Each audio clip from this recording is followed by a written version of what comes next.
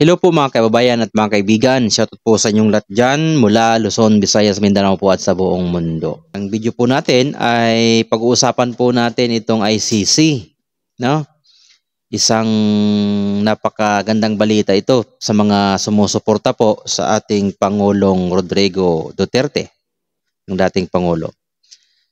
Kasi nagsalita na po mismo ang presidential sister tungkol po doon sa investigasyon nila sa pagkakakulong at pagkakahuli at pagkakadakip kay Pangulong Digong.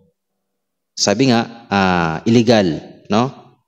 Mismo galing sa ICC, nagsalita po sila na ang may pakana po lahat ng pagkakakulong at pagkakahuli sa dating Pangulong Digong ay walang iba kundi ang gobyerno mismo ng Pilipinas po. Ayun, ano? So, napaka ano naman ng mga Pilipino na involved sa ganong paghuli na labag sa batas. No? Kung pakikinggan po natin ang sinabi ng presidential sister na si Senator Amy Marcos, ay napakalinaw po talaga na labag sa batas ang kanilang ginawa. Kaya naman, mga kababayan,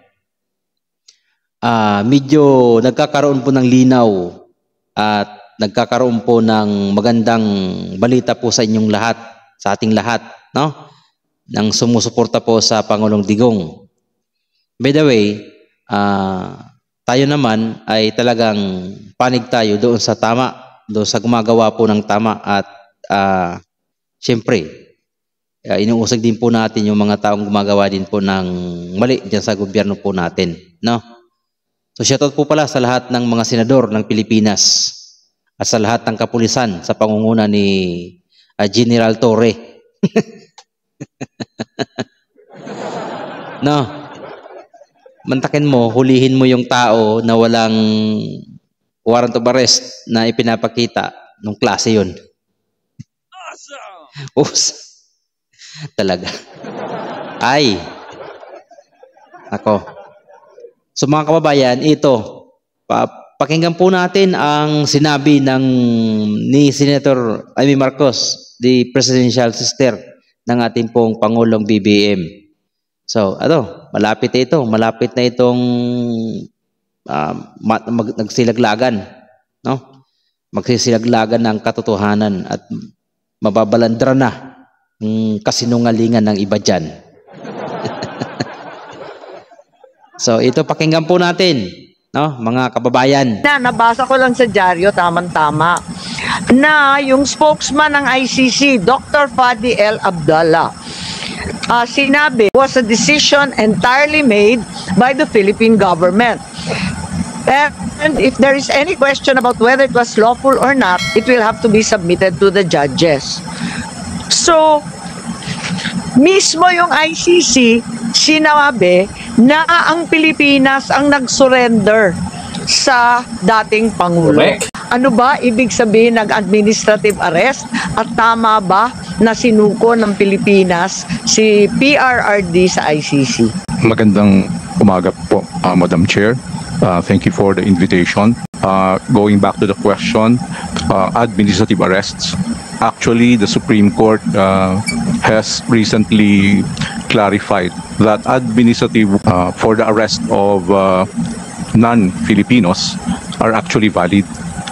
But these administrative arrests apply only to non-Filipinos in deportation proceedings.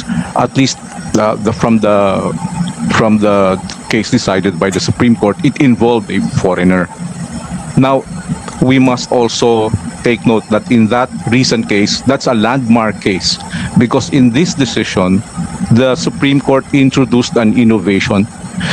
Historically, administrative arrests, deportation process are purely administrative, no court intervention.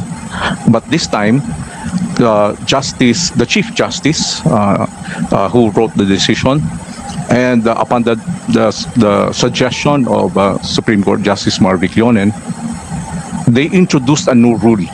Under this new rule, even if a person, a non-foreigner, is arrested on the basis of an administrative warrant, they must still inform the regional trial court and wait for the regional trial court to issue a judicial commitment order.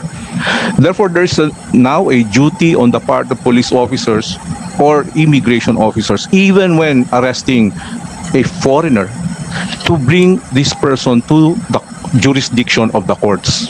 So this represents a new trend. If a foreigner should be brought to a Philippine court before he is removed from the country, with more reason that a Filipino citizen should be subjected to some judicial proceedings before surrendered to a foreign government. And as I have explained earlier, from the constitutional level, from the statutory framework, even under international law, surrender of a Filipino citizen without court proceedings may be illegal.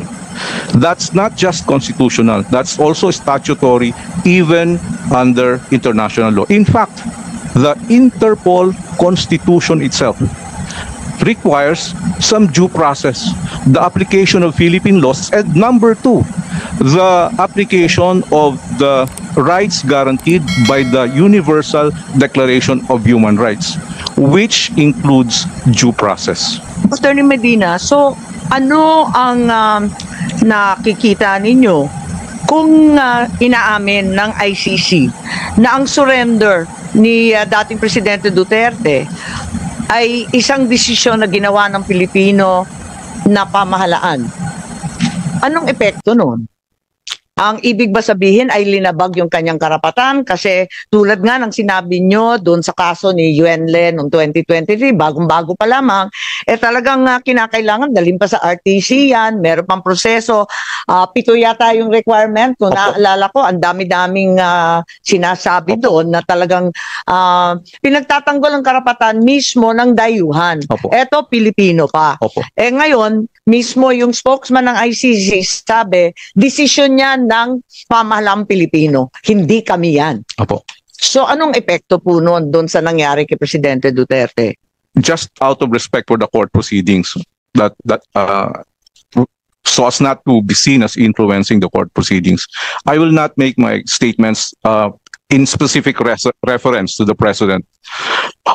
If a future issue, a similar issue comes up, okay, a judicial surrender of a Filipino citizen to a foreign state or an international tribunal would be in contravention of Constitution on several aspects, of the revised penal code on several aspects, and international law, not just the Rome Statute, the International Convention on Civil and Political Rights, the United Nations, the Universal Declaration on Human Rights, and even the Interpol Constitution, if the surrender is upon the request of the Interpol. All this, the entire legal framework when it comes to deprivation of liberty requires court intervention, requires court level due process.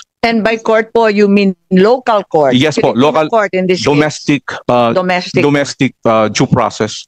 The entire idea of due process is really can be simplified as follows.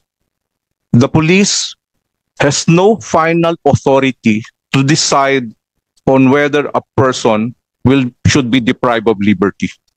That authority to deprive a person, to declare that a person will be, or to decide that a person will be deprived of liberty, that is not the authority of the police. That authority is lodged only in the courts of law. The police cannot at the same time be the judge. That's essentially due process and separation of powers.